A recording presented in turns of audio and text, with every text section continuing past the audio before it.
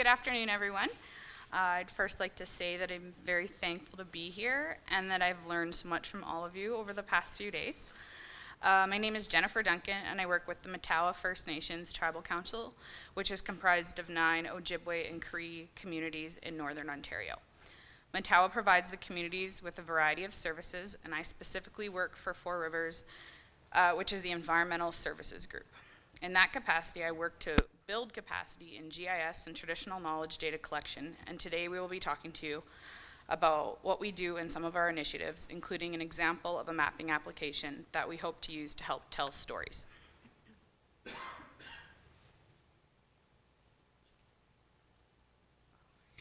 I'll start by telling you a bit about Four Rivers. The map on the slide shows that the communities we work with are located in the central part of Northern Ontario. We have been delivering environmental programs to our communities since 2011. We assist the communities in managing their lands and waters, with our main goal being to build capacity. The communities determine the type and level of support they want and need from us. Here's a map that shows the homelands of the Matawa First Nations with watersheds displayed in the background. As you can see, Matawa covers a very large area of Northern Ontario, over 300,000 square kilometers, and 9 watersheds. Here's another map showing the mineral exploration claims in our region. As you can see, our communities are in close proximity to the Ring of Fire, which is a massive chromite deposit in Ontario's far north, in a landscape that is virtually untouched by development. The quote on the slide comes from a member of Martin Falls First Nation, and it says that water is sacred, water is spiritual, and water is life. This is being said in one way or another by all of our communities. It is this message that is guiding the work we are doing and hope to do in the future.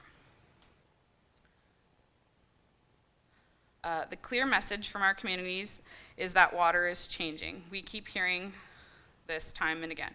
With a combination of climate change and forecasted mining developments in the region, the watersheds within our homelands are subject to change, and the communities are concerned about water quality, quantity, and the impacts to traditional food sources.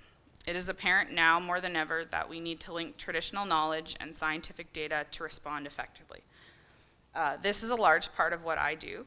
I work with the community members to build capacity in GIS mapping and traditional knowledge data collection. I support them in their development and use of GIS as a tool for their community.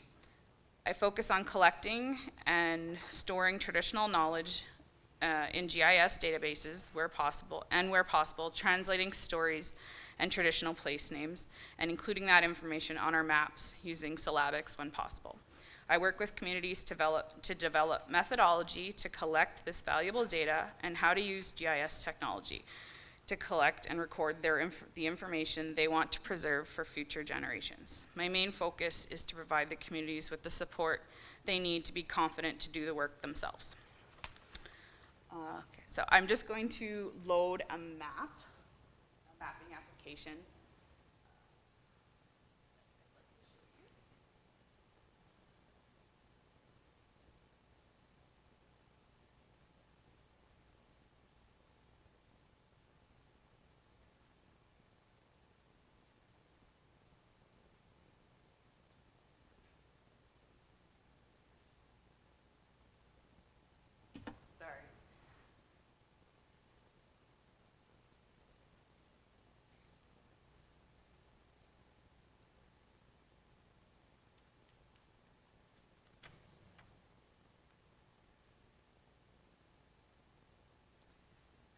Okay.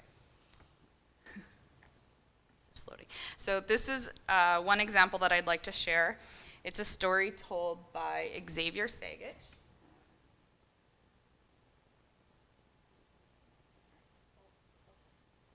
Oh, sorry. He's from Ibabatung First Nation. Xavier is a community elder that works diligently to collect and display traditional knowledge through maps and photos. Xavier is someone we have worked with for many years. We teach him about GIS, and he in turn teaches us about many things. This map tells the story of Xavier's 18-day solo canoe trip along the Albany River, where he documented burial sites and cultural sites using a GPS and photography. The map highlights some of the places he stopped along the way and the things he saw and experienced. These are the types of stories that we want to tell through the use of story maps. So I'll just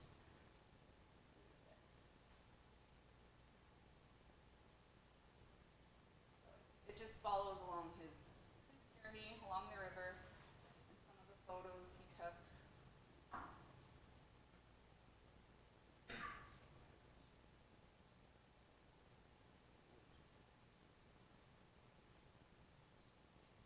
So I made this several years ago, and it should be noted that the technologies have changed since, and ideally we would recreate this map without the text and have audio or video of Xavier telling this story himself, which is totally feasible now. It's just, this is a map I made a few years ago when you couldn't do that.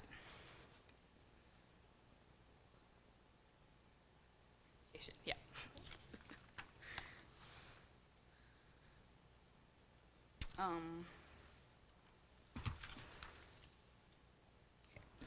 For the Matawa First Nations, maps are a powerful tool for conveying knowledge and stories, and we were always working to advance our skills in mapping to display and convey important information.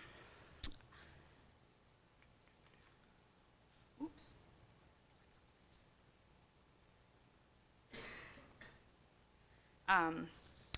We have several emerging initiatives we are working on that can all utilize the power of maps to tell a story, including watershed stewardship projects. These initiatives will be guided by and centered in community values, priorities, and processes. Some of these initiatives include climate change adaptation planning, community-based monitoring, including the establishment of an Indigenous Guardians Network, which we're continually working towards, and Anisa here is a part of, and she'll be talking to you a bit more about her experience with that. And lastly, Matawa Water Futures, which is a project about watershed stewardship, and I'm gonna let Terry tell you about that.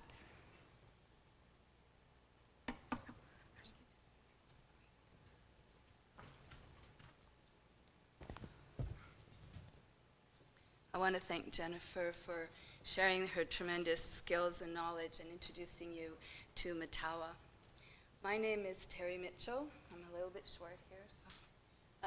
I am a community psychologist and a professor at the Balsillie School of International Affairs. I've had the great privilege of working with Matawa. You should use a mic. So. Oh, okay. I've had the great privilege of working with Matawa since 2014.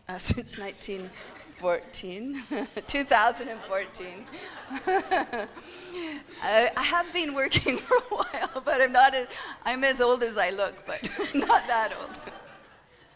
Since 2014. We're working in partnership with the Matawa chiefs through chief and council resolutions that we would work in partnership towards mutual goals.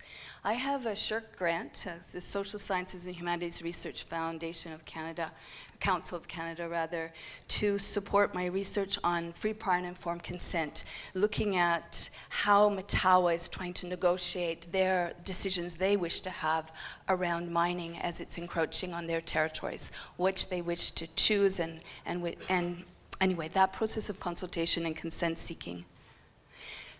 I also had the opportunity to partner with Matawa and the chiefs through Chiefs Council resolution and in partnership with Four Rivers, the environmental services group of Matawa, to work with funding from Matawa Water Futures, from the Global Water Futures, a large Canadian water research grant.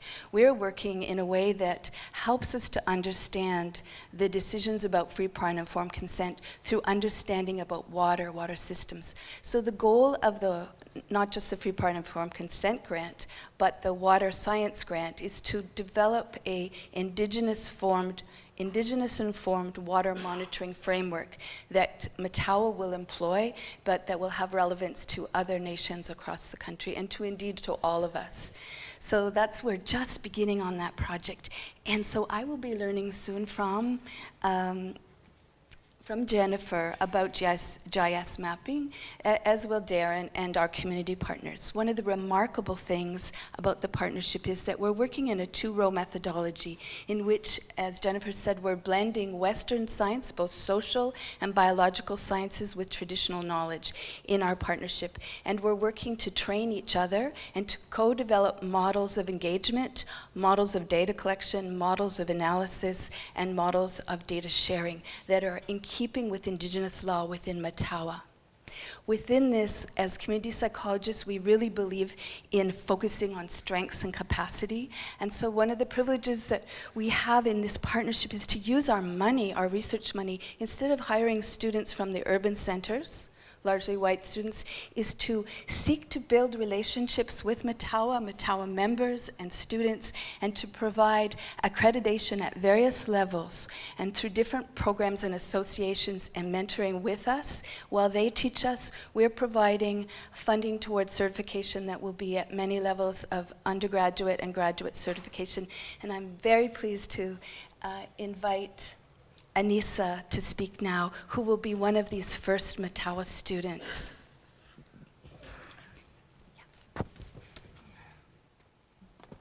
Thank you, Terry. Okay, I'm a little nervous here, guys, so bear with me.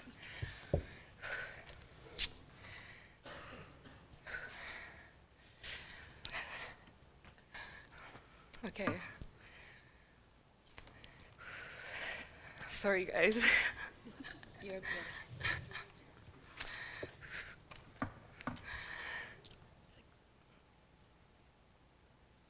Sorry, I'm not used to this.